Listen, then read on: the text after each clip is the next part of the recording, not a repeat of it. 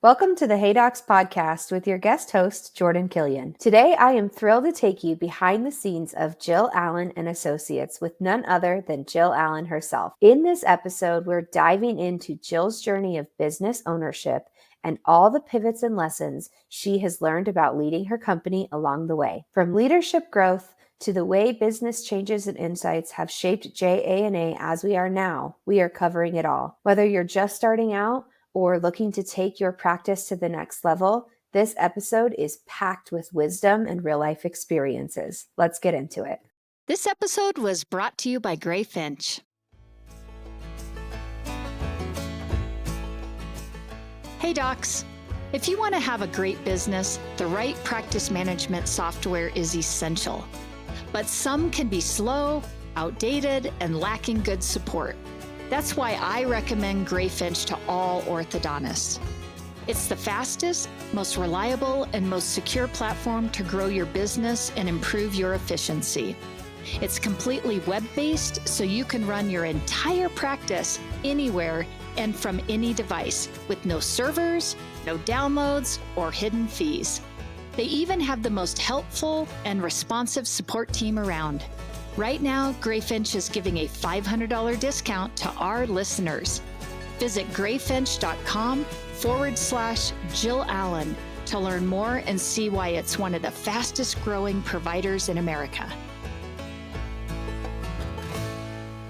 All right, Jill, I am so excited to be back on the show with you today. And I'm excited to get a chance to talk a little bit about you and your journey as a business owner and what that has looked like for you and just some of the lessons you've learned along the way. Excited, Jordan. It's always fun and a little unnerving a little bit to be interviewed for these, but it's ultimately always fun. I love this and I love being able to share just some of my insight for sure.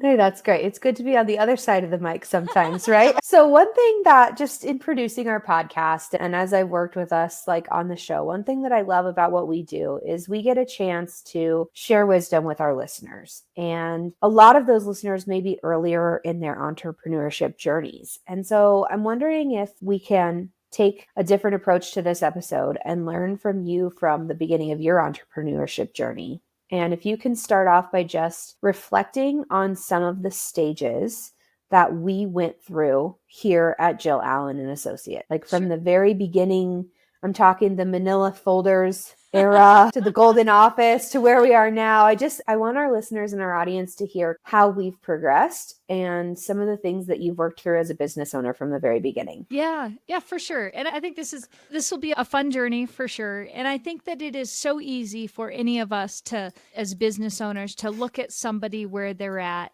and think, hey, they just got there overnight. Jill just has had this successful consulting business just from inception, or Dr. Smilemaker, that peer out there, has just naturally everything is so easy and they just started that way. And for any of you who are startups, any of you that remember being a startup, you will know this, but it never starts off that way. And when we start our business, it is a wing and a prayer most of the time. And we have this vision. We don't know exactly how it's going to go. And I think whether you're somebody that can write down every detail and plan it out to somebody who's a little bit more, I'm just going to jump in and I'll figure it out type of approach. Our businesses are never where they are at when we start to where we are at when we get to whatever you measure success at. When I think back to myself and like so many of you doctors that are out there, I knew that I had a vision. I knew that I had a dream and I knew that I wanted to become a consultant, but there was a lot of really great sages out there in our industry. It was pretty buttoned down with great people in that space. And it was scary. I didn't know anybody. It was me coming in and starting that out. And I think that's so similar to so many of the docs that I work with now they're like, I know I want to be an orthodontist. I know I want to have my own orthodontic practice, but I'm going to drop in and there's 10 other competitors out there in the area. And what's going to make me different than them? And when I think about my journey and where I started and how I got into that, some of the challenges that I had was what is going to be my differentiator? What is going to make me different than the sages that are really standing in their own space and holding their own out there in our industry? And is our industry ready for something new? And that can be tough. And we think about that as doctors when you're heading in and you're thinking about where you're going to open your practice. The same thing, man, there's these sages, there's these rock solid practices that are out there, and patients, the referral patterns are dialed in and this, that, and the other. And you're going, is the community ready for a new doctor? Are they ready for somebody that's going to do something different? And so I say that to say we all start in the same place, whether it's a coffee shop owner that's opening up a new coffee shop, whether it's a restaurant owner that's saying, I've got another Italian food place to bring to the restaurant organization. And what I think it ultimately always comes down to is, what did I have to bring to the table that was different, even if it's the same menu, just a little bit different in that patient experience or in that customer journey. So when I look back to, and we talk about some of the things that I went through as a business owner, we all start with relying on ourselves and very few, little to no employees, and then we grow from there. And I think back, and I can remember saying, I'm going to do this. And I started my business with out of an office in my house initially. And I took my cue on how I was going to pattern the way I track clients right from, guess where? The ortho industry, right? So we had charts for ortho patients coming into an office. I had charts for clients that I was working on. We were paper to the paper. I would fill out, because I worked in all areas. Clinical was one of my strong suits there. And I'd meet with a client and we would fill out the chart. What did we talk about? It was all handwritten, and we would fill out a contract, and it was a handwritten contract, and I would give them a handwritten estimate. And it's like thinking back to those days and how we have evolved to now being paper, and how we've evolved to all of the systems that we have in place, like Zoom meetings and different things like that. But also I think a lot about like marketing. I used to, probably people have heard this story before, when I was getting going again, I didn't know anybody. I just knew I had a dream and I wanted to be a consultant, and I had some good messaging that I wanted to get out there. And so back in the day, any of you that may remember this, there used to be these big, thick booklets that you would go through, and every orthodontist, and because the internet wasn't prevalent like it is now, every orthodontist was in this book. And I would go through and be like, okay, I'm here in Golden, Colorado. How far do I think people will drive to come see me? And so I go through and find every doctor from Colorado Springs, that was a push, to Fort Collins, and just blanket everybody. And I'd be out there and in Word on Microsoft making my little flyer. And then I was too poor to be able to have a company actually print this. So then I'd be like, okay, how much ink can I afford? To how many flyers can I print? Okay, that's how many people I'm sending out invites to. As we talk about just where our businesses start to where we are now, it's fun to look back and go, okay, we started there to now we've got all of these multifaceted ways that I can now market out to clients. And when I think about just like that, in the trenches, doing the work in the beginning to now, one of my big goals when I started the company was, I felt, man, I've really made it if I have a brick and mortar practice. I remember that. Uh-huh. And it was such a scary step, but yet it was like all successful consultants have a brick and mortar business, so therefore I have to have one. And I was lucky enough to be able to start my business in my hometown. That was, even as a little girl, I would, as crazy as this sounds, I can remember walking to school, kindergarten, first grade in Golden, Colorado, thinking I want to have a business on this street. And fast forward that how many years later, and literally having a business under the Welcome to Golden sign. I mean, like serendipity, just so cool. But also getting to a point where I realized, as I learned more about business and more about what is important, that is that a good expense to hold when you don't have a team that's actually in an office? And is that a good steward? Am I being a good steward to my business and having expenses that maybe don't make sense? And are there different places that I can put that? It's been fun watching that, thinking that the pinnacle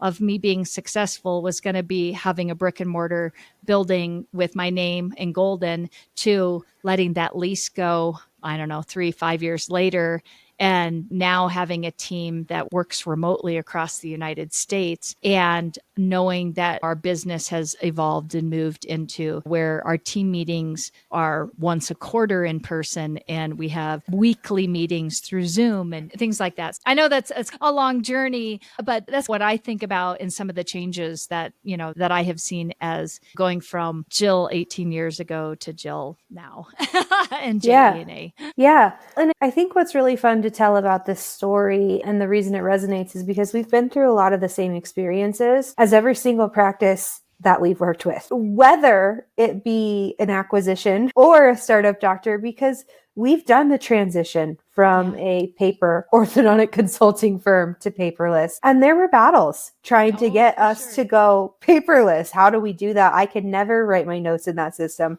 I'll never remember how to get all these things in there. I'm not ready for that. Or, hey, we've had the same bad hires. You think, oh, in a practice, it's so easy to get those bad hires. Guess what? It's just as easy for us to do those same things. And we've had to work through hires that weren't a right fit. We've made decisions and made moves that seemed like really good ideas and really good adding value to what JA&A was. And they turned out to not be the right ideas for the company. And it's been fun as we've shifted through all of those things and as we've grown to watch you make those decisions and ultimately watch that as we've grown. You've also learned how to pivot, like I think so many of the business owners that we're talking to in consulting and coaching have done as well. And so I'm wondering if you can just talk to the audience a little bit about your growth process and how you learned to pivot and how you became comfortable making those decisions to pivot when you could recognize that maybe something wasn't right for who we were becoming, even if it was right in a season. Yeah. Jordan, that's such a great question. And I think it starts with being very vulnerable and very honest with yourself as a business owner. Because I will tell you, every time, and you've been in it from the beginning, not only because you're my daughter and you've seen it from a personal side, but because you were one of the first hires in JA&A, is that for me as a business owner, every time I had to make a really tough decision to move us forward, it was so incredibly uncomfortable. It was uncomfortable because there was the unknown. I don't know how this is going to work out.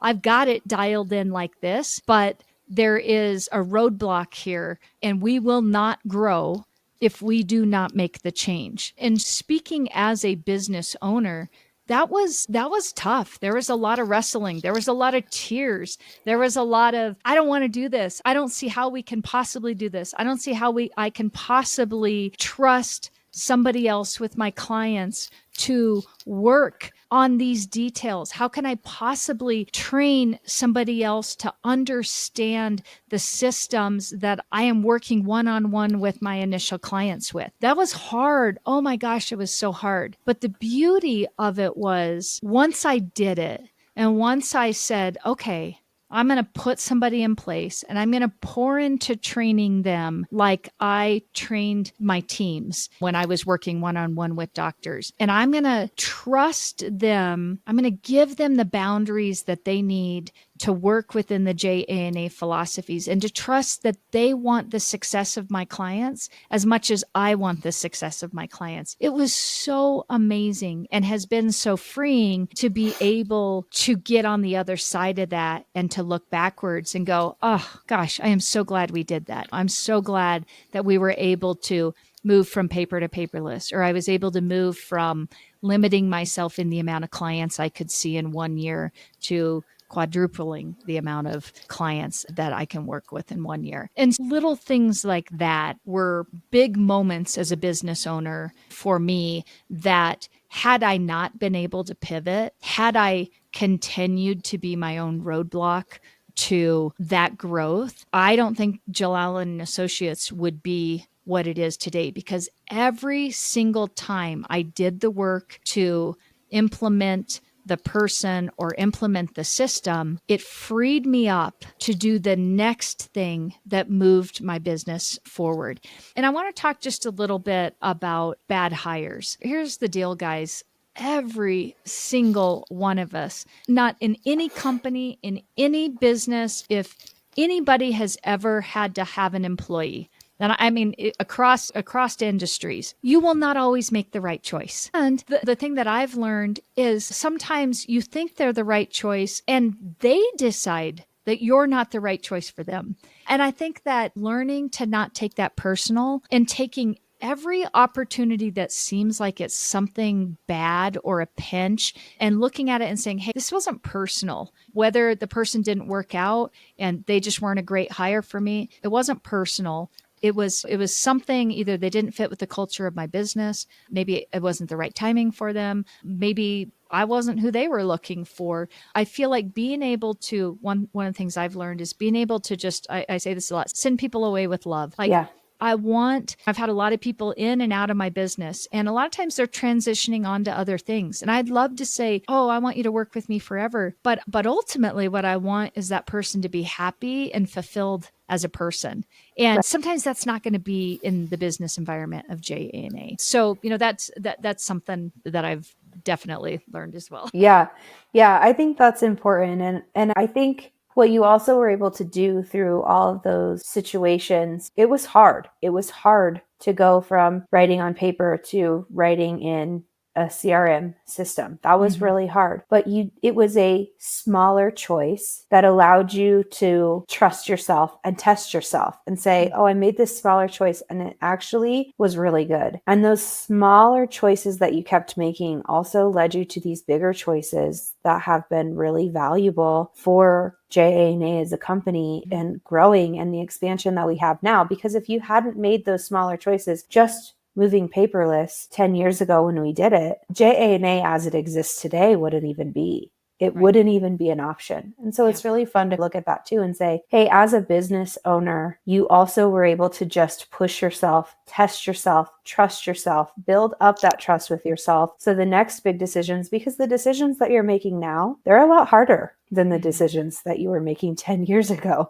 Yeah. There's a lot more weight to those decisions. And so I think that's been fun to see. And in addition to that, I think we've talked about it because I'm your daughter. I've had a front row seat to this that other people probably wouldn't have gotten to experience the way that I did. But not only being your daughter, but also working in the business, I've seen you grow as a leader. And I've seen you change as a leader as the business has developed. The Jill that I started working with 10 years ago isn't even the same Jill or the same mom that I work with or we work together now. You've grown and you've done a lot to develop as a business owner and as a leader for the company that I think is really hard to do. And so I'm wondering if you can share with the audience some of the things that you've done to grow yourself as a leader, because it's really easy to step into a leadership position and just start making decisions and stay stagnant. Yeah. But if you don't grow, your business ultimately won't be able to grow. And so I'm wondering if you could share some of the things that worked better for you in that growth, and maybe if there were some things that didn't help you grow as well. Yeah, I think this is something that as all business owners, there's the component of I'm starting a business and I own a business, and you can be really good at doing your quick and running through the motions of running a business. And I think with any business owner, we live in that space, especially in our first 5 years. Like we are just figuring out how to run a business. But I think the big difference in becoming a leader within your company is once you're running through that, there comes a point where, and this was for me, where I had to really sit down and be like, Jill, ultimately, your team will take lead from you and you have to do the work on yourself first. Because I can talk at my team all I want, but if they don't see it in me, if they don't see the leadership in me, they are not going to be able to follow my vision and trust me that I am moving the business in the right direction. And I have to say, I'm pretty proud of my team. I feel like my team is sold out for JA&A. And I think that it comes from the top down, not because they just think, oh, Jill, you're so great. I think because it is in the DNA of the essence of who Jill Allen and Associates is and how much I value the values that we put in place. And they're going to see me as a leader. Nothing is above or below me on that. And for me, taking it all the way back, I had to set time aside to do the work, to do the hard work of working on my business for my business. And people hear me say that all the time. You got to have time to work on your business while you're in your business. And I think that is you independently as a doctor, as an owner of a practice, as an owner of a business. And so one of the things that I did pretty early on was I recognized that I needed support. And I think probably one of the hardest things, again, speaking very vulnerable, being very open, is I think for doctors, for consultants, for owners of companies, especially when you're in a position where people look up to you, it's very lonely at the top. And it's very scary to not have anybody to really lean on. And I see this a lot with our doctors out there where you have to be so guarded on what you say out on Facebook and who you trust to say what, because somebody's always judging you. Take that down. I'll just say even within our industry, there's even less consultants out there and everybody has their secret sauce or is this, that, or the other. And it was very scary to think I'm doing this. I don't really have any true peer-to-peer components. And so what I did was I said, number one and foremost, I want to learn to be a good business leader. And so I chose to get into a business group with a bunch of other people and a whole lot of other business industries because I wanted to be able to learn from other industries and I wanted to be able to hear what other people were going through and then relate it not only to my business, but then how do I help relate that on in my coaching style and what I'm doing. And then it was so wonderful to be able to hear, oh gosh, I'm not the only one that's struggling with this issue in my business. I'm not the only one that is, struggling with this or that. So that was definitely something that I felt like made a huge impact on contributing to who I am now as a leader and who I was when I started that. Another thing is I just committed myself to outside of our industry learning. And I felt like it is my responsibility to be as knowledgeable as I can about as many things as I can that have to do with business. Because ultimately that's what we're all doing is running a business. And even though our business is orthodontics or our business is consulting or our business is this, that, or the other, there is the overarching principles that come into running a business, team members, overhead, all these different things. And so I dedicated myself to being a consumer of all different kinds of information out there because I felt like that just made me a better rounded person and also made me able to when I was dealing with a team member that had a different personality than I might have, I could relate to that because, oh my gosh, I've done some studies on personalities and how I can't lead just from my personality style. And I've got to be open to somebody else's personality style and how that is going to contribute into their work style and this, that, and the other. So I think some of those things are some of the things that have really helped me along the way. And as I have matured in my person and in my standing in my own space, it has also allowed me to really connect with some great peers in my industry. And I value that in having a trusted group that I didn't think I would ever have. And now knowing that I do have that to be able to be like, hey, struggling with this, what do you guys see? And know that we can build each other up, which has been a really, it's a safe place, but yet not, but but beneficial to everybody. You're creating that camaraderie that you keep talking about we need in the industry. We don't have to have that scarcity mindset. We can all help each other. We can all grow together. We all have our own thing, our own secret sauce. So we can lean into that and also build each other up for the things that we're struggling in. I think that as you go through all of this information and you have now this perspective of hindsight a little bit where some information has been bad and some information has been really great. And as you're ferreting through what information am I going to take in? What am I going to take in and what is going to add value and how do I measure those things that add value? Can you point the audience into any of the like specific resources that you have used or found value in throughout this time of growing as a leader? Maybe like some specific books or some specific like places that you gather information that you can just point them to? Yeah, I think, gosh, I've got a bookcase full of books. Yeah. and I think I'm pretty passionate about different books depending upon the year or, what I'm into. And I think, if people have heard, me talk a lot, or you'll see this with my consulting style, I do lean on different thoughts or ideas that come from different books a lot of times. But I think that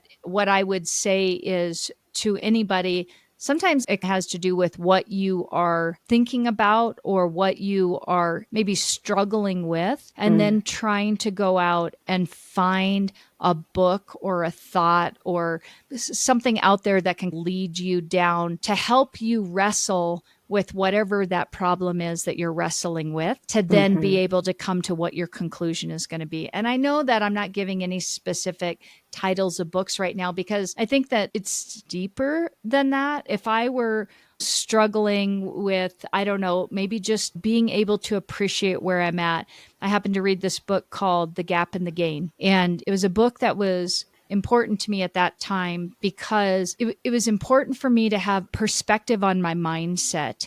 And one of the things, this is silly, but it's like we make our way, I feel as high achievers, we are always pushing to be at the next level, at the next level of the next level. And yet we never take the time to recognize you did it. Like you did it, Jill. You got to that point. Like I can remember a couple of years ago, I've been doing this for a long time.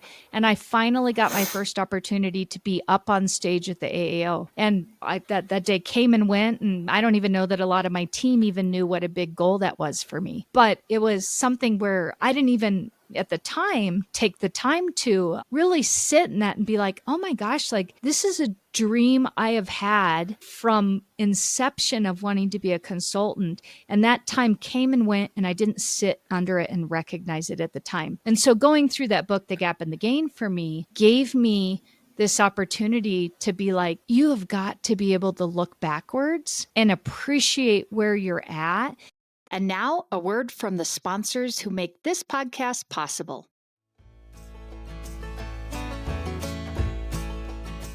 Hey docs, is your team overwhelmed by endless admin tasks? Let My Ortho VA throw you a lifeline. With expert HIPAA-trained virtual assistants specializing in orthodontics, My Ortho VA helps streamline everything from billing and insurance to phone support and reporting. Right now, over 100 VAs are supporting 58 practices nationwide, cutting staffing costs by up to 60%. No onboarding fees, no long-term contracts. Just a simple, cost-effective way to transform your operations and focus on patient satisfaction. Brace for growth. Visit myorthova.com to interview your next best hire and align your practice for success.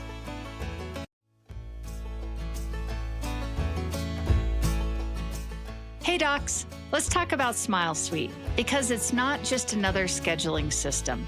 It's a game changer in the world of new patient management. And as a proud Smile Suite partner, I've witnessed the incredible impact it has on practices of all sizes. Smile Suite means your new patient calls and web leads are expertly handled 7 days a week, even during nights and weekends. And they offer top-notch customizable presentation software and seamless post-consultation follow-up. It's like having a secret weapon for your practice's success. Curious? Dive into the revolution at getsmilesuite.com. And don't forget to mention Hey Docs to unlock some extra goodies. Elevate your practice with Smile Suite, because every smile deserves a suite of excellence.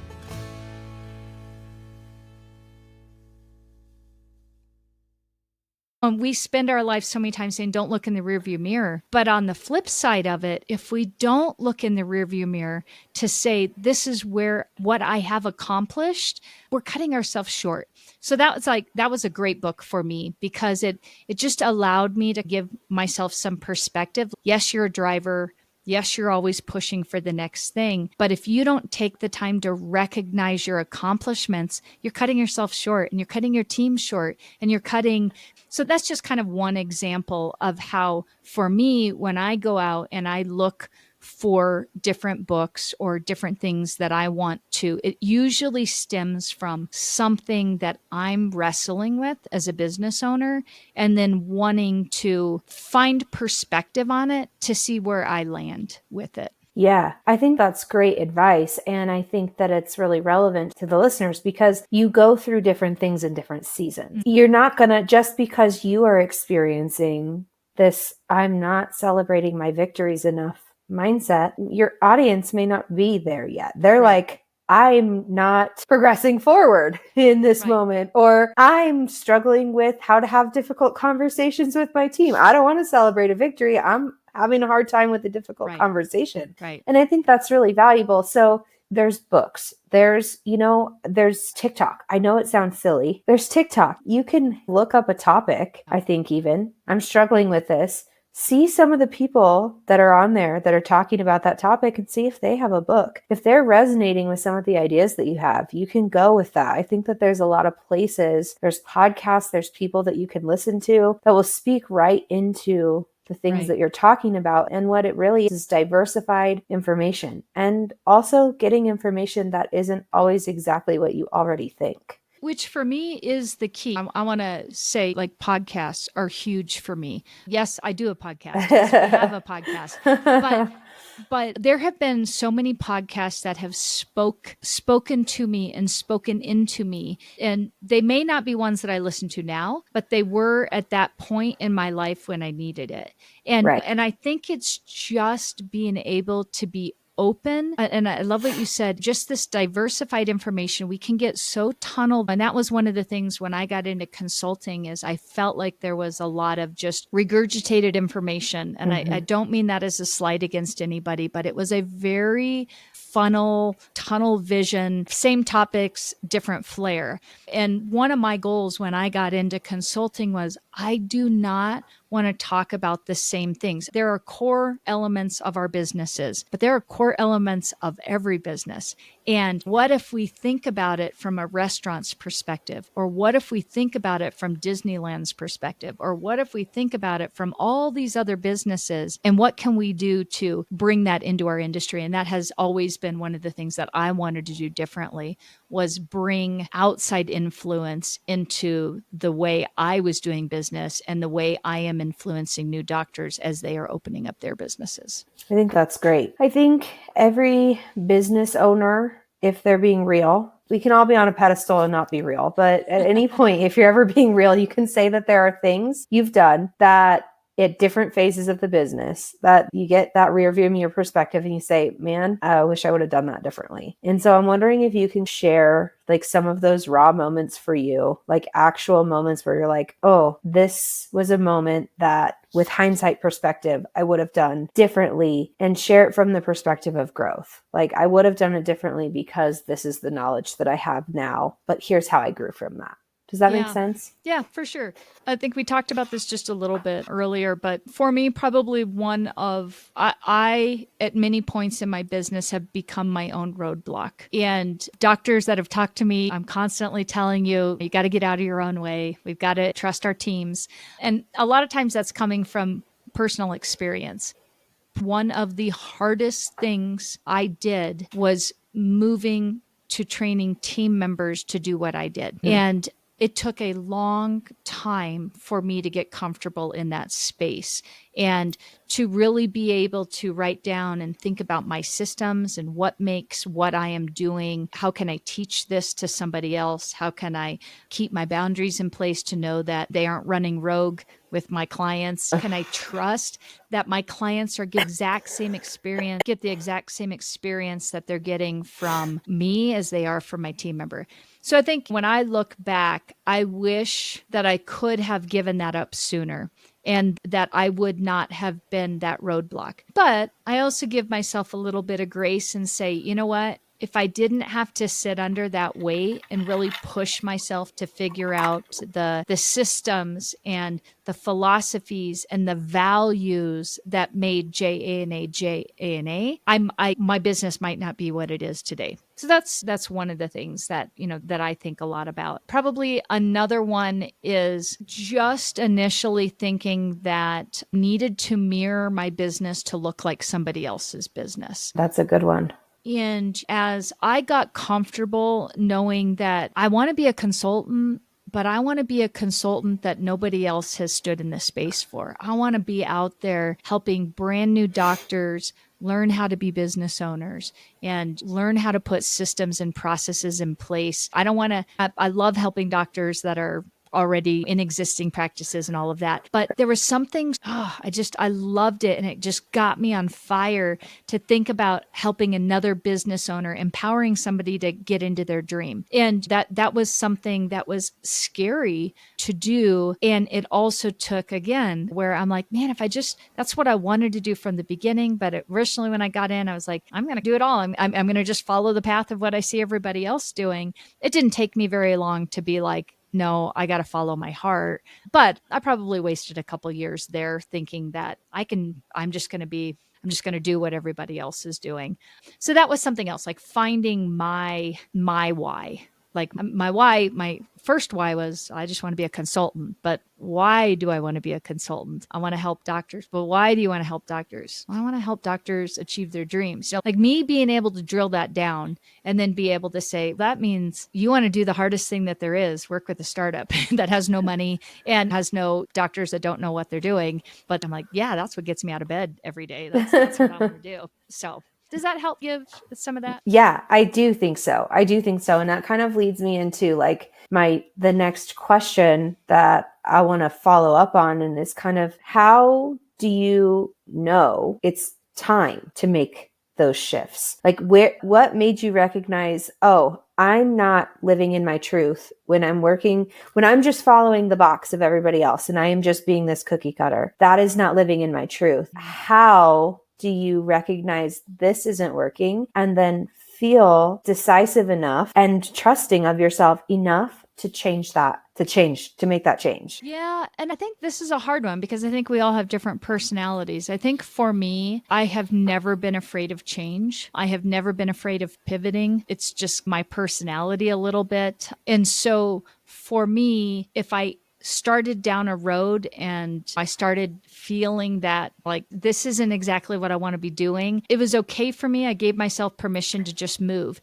And a lot of times it was that in that pivot where growth comes. So I could look back and go, yeah, if I hadn't made that move, I wouldn't be here. Or if I had stayed there, I would have never been able to move forward here. So I think for me, it has been being okay with change. To your point, or to your question of when did I know? I think it's when you're constantly, for me, it was when I'm constantly hitting the same wall every time. And I had a doctor one time who talked about, but you're ready to let an employee go when you're thinking about that employee, not from a bad perspective, like on a sexual thought, but on like, you're thinking about that employee at home and on the weekends. And that relationship is no longer a good, healthy relationship anymore, in the sense that they're just not good for your business. And I think about that when I have had to make these pivotal changes. It's because it's like it that rises to the top, and I'm constantly hitting the same wall. I'm constantly back. No matter what I do, I'm back at the same that same spot. And it really is, okay, you got to change, Jill. You got to make that decision. So that has been how it's been for me. Yeah, no, I think that's great. And that bubbling up, that constant, your subconscious is going to tell you. When you keep hitting it, you keep hitting that same wall, you keep hitting that same roadblock, it's going to tell you, hey, it's time to make a different choice here. Because if you don't, it's just going to make you crazy. And I don't know. I know I listen to a lot with Gary Vaynerchuk. I don't know if you listen to Gary Vee as well. And one of the things he always says, and I take heart in this too, even in doing the stuff I do with Hey Docs or doing the stuff I do as a part of your business when I'm making decisions for my role in the business, is a choice. It's just a choice. And you can always make another one after. Yes. So you don't have to make the perfect choice. And I think that's what you're saying too, is you just have to make a choice to do something different than the roadblock that you're hitting. And if that choice also isn't the right choice, it's okay. You just have to make a different one then. Right. And it leads you down a path that if you didn't make this one choice, then you didn't make these other 5 choices. And these other 5 choices led you to this other place that is so much better and is exactly where you wanted to go. But you had to make these other choices to get to this path. There's no perfect. There's no one right answer. And that decisiveness can just come. Is that something that you agree with too? I do. And surprisingly, that takes me to a book that I read, Brave, Not Perfect. And I read that pretty early on. And that has been, there's a lot of concepts in that book that really have helped me make decisions, because when you get to that point where you can say, I just have to be brave in taking that first step to make this decision. I don't have to be perfect. And I think so many times we think in business, I have to have it all dialed in. I have to be perfect. I have to know not only these first 2 steps, but I need to know 10 steps later. Exactly. And usually we don't. We just need to know step 1. And then as that veil kind of unveils, then you are into step 2. And then you are into step 3. And so that book for me was a very powerful book at a certain point in my career. Again, for me, the books that are empowering to me usually have to do with something that I was struggling with that I needed to hear and get other perspectives on to wrestle with, to be able to make the changes that I need to in my business. Yeah, I think that's so great. I want to finish things up as more on, we've talked a lot about decisions and choices and some of the hard decisions and the hard choices, but I want to talk about some of the things that you've learned and implemented that have been woven into the fibers of JANA and that have become who we are now, and the best decisions you feel like you've made for the business, and the decisions that you would say, I'm so glad I did this when I did it, because now we're here. Do you have any examples of some of those decisions that you've made for us? Yeah, I think I could take this in a lot of different ways, but I'm going to go back to one of the cores that I believe in is I set values for the business earlier on. But I will tell you, I didn't have those in our first 5 years of doing business. And I had an idea what they were in the next 5 years. I really solidified those at about that 8 to 10 year mark within my business. And I know a lot of you are listening and are like, Jill, you have us do that right when we're first getting started. Yes, because you're learning from me what I didn't do, what I would have done better. Yeah. But the reason I just so wholeheartedly believe in that is because of those values. I believe that it has allowed, as I have had team members come on, to be able to pull on every decision that they make on my behalf and know whether it's in align with the JANA visions and values or if it is out of align. And I just think, gosh, it has stopped so many calls and so many situations where a team member would have been calling me saying, what should I do in this situation? I got this doc that's doing this or that or whatever. I know beyond a shadow of a doubt, when I listen to their calls or when I talk to them, that they are pulling first and foremost on the values of JANA. Secondarily, they're making decisions within great parameters. And then therefore I can rest knowing that if they're pulling on those and making decisions in those, my doctors are being treated really well when they're interacting with my team members. So that's one of the things that is, when I think people see JANA, there is a culture about us and about my team. And I think it directly relates to that first and foremost. I think the other component is it's been always very important for me to have a relationship with my team that is where we are connecting, but it's not necessarily always like we're hanging out at the bars, friendship type relation. It's more that I respect what they do, and I truly want to know how they're doing and how I can help them be better, because I really want intrapreneurs within my business. And that's people are like, you mean entrepreneurs? No, intrapreneurs. I want employees, team members within my team that are as sold out for their team's success that it is as if it is their own business. And I think that, again, it's not about me. It's about how great of a team I have surrounding me that then in turn makes JANA what it is, I think. Yeah, well, those are good answers. Those are good. So as we're finishing up, do you have any parting words of wisdom for the listeners or the audience today? I think just for anybody out there, this is definitely, you're getting a peek into the side that you probably don't see a lot unless we're having a real intimate conversation, which I think anybody who knows me knows I'll dive down those paths if we need to at a given point. But I think as you are going through your journey as a business owner, just to remember that you are the leader, and it is ultimately and always up to you to do the work for the direction of where your business wants to go. And your business will only be as successful as the work that you put into it and the work that you put into your team to help them understand your vision and your values, and then them being able to pour into whoever they're interacting with. And I think if you can do that, and just know that you can put your business on autopilot, and it's only going to be as good as autopilot. But if you want just a fulfilling business that makes you get up every day and go, yeah, I'm excited to go to work today. And I can tell you, this many years in, I am as excited going to work today as I ever have been. I love what I do. And I want every other business owner to truly love what they do. Now, does it mean that I haven't had hard seasons? Absolutely not. Has people caught me on times where I'm bubbling up crying because I'm so stressed out and I can't think straight? Absolutely. That's just being human, as much as I hate that word. But I think just knowing that if you do the work and continue to work on yourself, it will naturally roll down into your business and roll down into your employees. Yeah.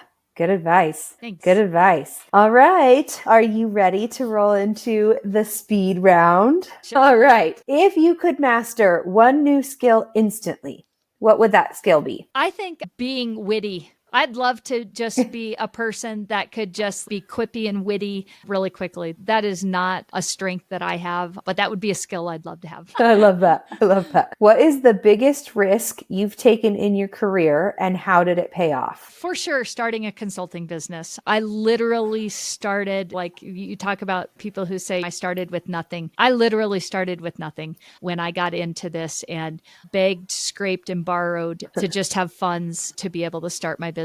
And I would say absolutely it's paid off, not only financially. I think in the grand scheme of it, for me, that's the least of where I weigh my success. I think it has paid off it's so exciting to look at 8 years of impacting practices and doctors' lives and employees' lives, and being able to have people come back and be like, look where I'm at, Jill. It's so exciting. And that to me is like the most fulfilling thing about it for me. I love it. How do you stay motivated during challenging times? I think for me, it's about writing out my priorities. And I'm going to say not necessarily life priorities, but I'm thinking really realistic. Like when I'm stressed and I've got a lot that I have to get through, I do a level 1, 2, and 3. Okay, what's my most important thing that I have to get done? And I list those things out. And then secondarily, what's the secondary things? And then the last things if I got through everything else. So when it's challenging and I have to keep myself motivated,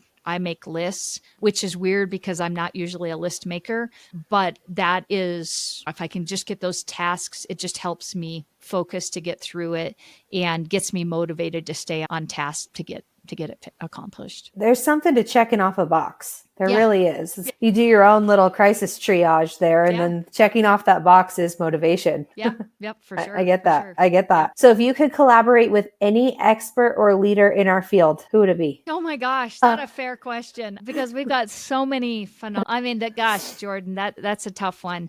I think I'm not going to name a name, but I would say for me, I'm a numbers geek. So anybody that's got data and they can give us like good, solid data on how our practices are doing, where our industry's going, in any of that, I eat that up. So for me, and there's lots of people that stand in that space and do a really great job. I love it. Okay, last question. What is one thing you can't live without in your day-to-day work? Coffee. Oh, I was going to say jelly beans. I do. Jelly beans are not good for my waist.